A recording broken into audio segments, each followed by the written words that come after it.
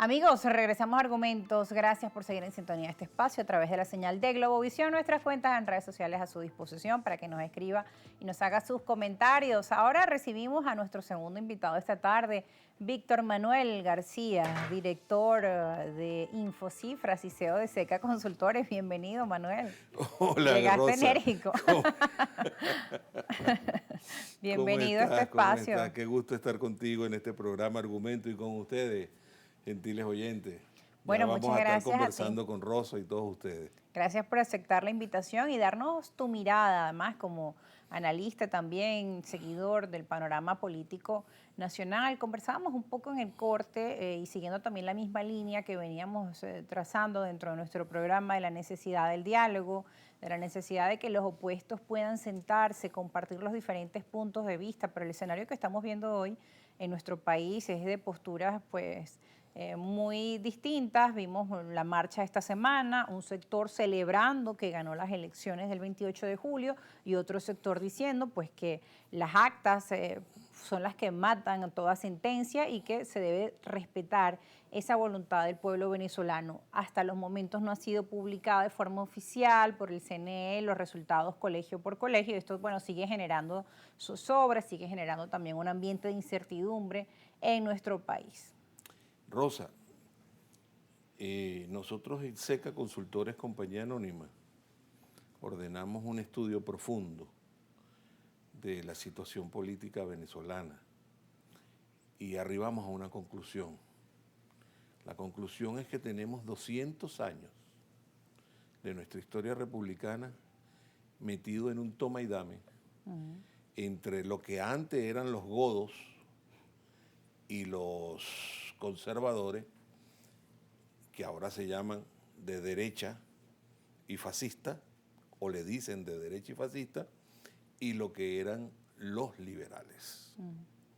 Esa torpeza política durante tantos años nos llevó en el año 1857 a un enfrentamiento bélico. Se mataron aproximadamente 110.000 venezolanos con la Guerra Federal. Una guerra federal que se inició en el año 1857 y culminó en el año 1863 con la firma del Tratado de Coche. Ese Tratado de Coche lo firmaron los mismos que se habían matado durante los 5 años anteriores. Sí.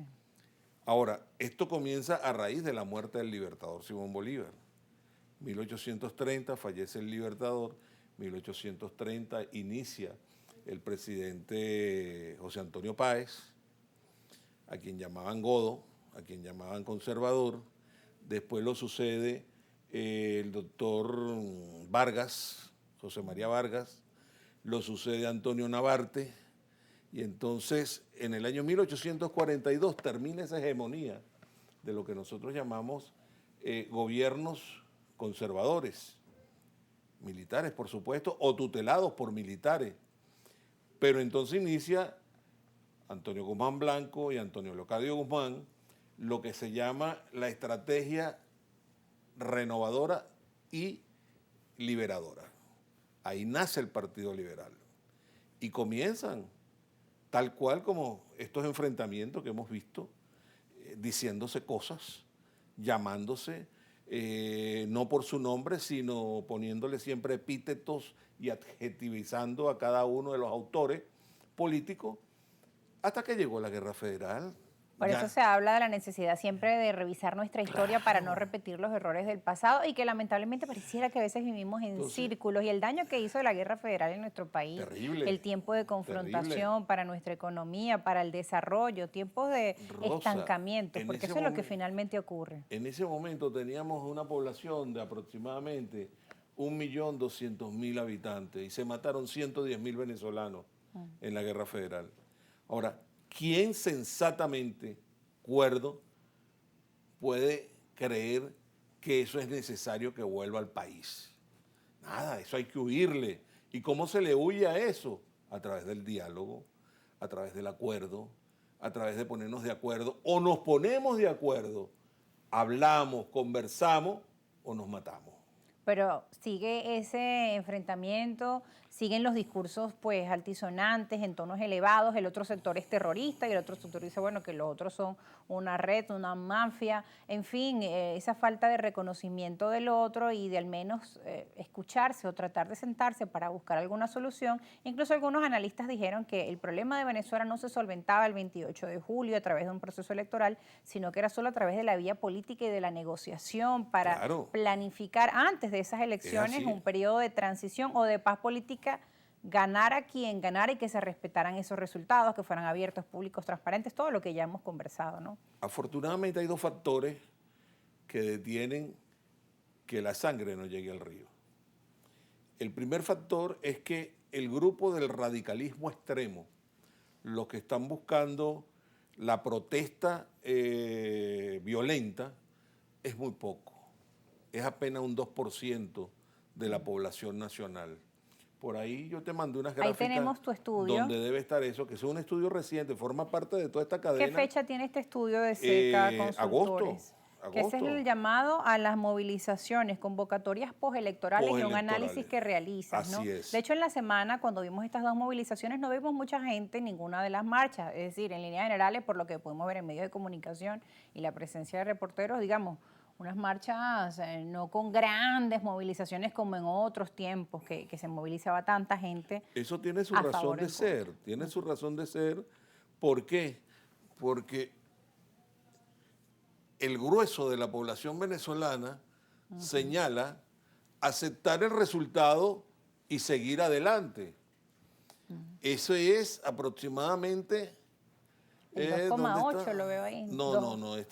Aquí nos falta como la primera barrita, debe ser que en la Sí, pantalla. nos falta algo que no se ve completo en la pantalla. Pero Sí, ese creo que forma parte del 51%. hay que minimizarla. Ahí la vemos, ajá. Ah, mira, 47,2%, tenía yo la razón. El 47,2% de los venezolanos sostienen aceptar el resultado y seguir adelante. Luego viene un 23% de venezolanos, Quedarme en mi casa. me quedo en mi casa. Yo no voy a salir para que me maten. Yo no voy a salir para que me pongan preso. Porque yo voy a ir preso por protestar.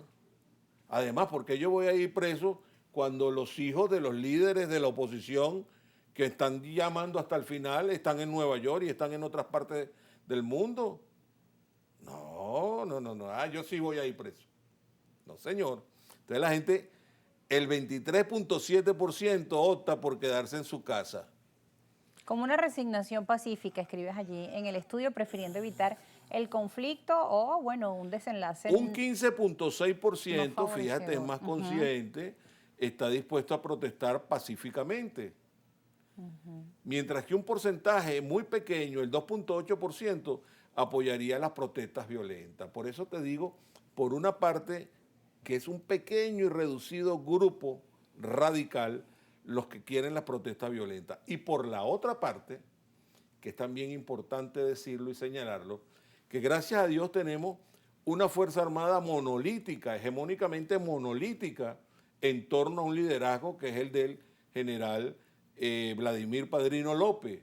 Si no hubiese ese entorno a Vladimir Padrino López y esa cuestión monolítica de las Fuerzas Armadas y tuviera partida en dos pedazos, imagínate tú lo que estuviera sucediendo en Venezuela en este momento con estos sectores armados. Bueno, incluso vimos cuando culminó el proceso electoral y sí, hay gente que salió pacíficamente a protestar en su gran mayoría Sí, y cómo no. pequeños factores que crearon alguna desestabilización o quemar cauchos o incendiar incluso infraestructuras, pues fueron repudiados por la gran mayoría de la población, porque Así es. digamos, ¿quién va a querer protestar haciendo daño a sus propios sitios de metro, de Metrobús Caracas? Es decir, atentar contra lo que nos pertenece a todos, pues tampoco es lógico y de hecho recibió el repudio de muchos sectores. Creo que la gran mayoría de la población venezolana quiere la paz, como tú también nos comentabas, pero ¿cómo se llega a esa paz social, política, A a través esa del diálogo. convivencia?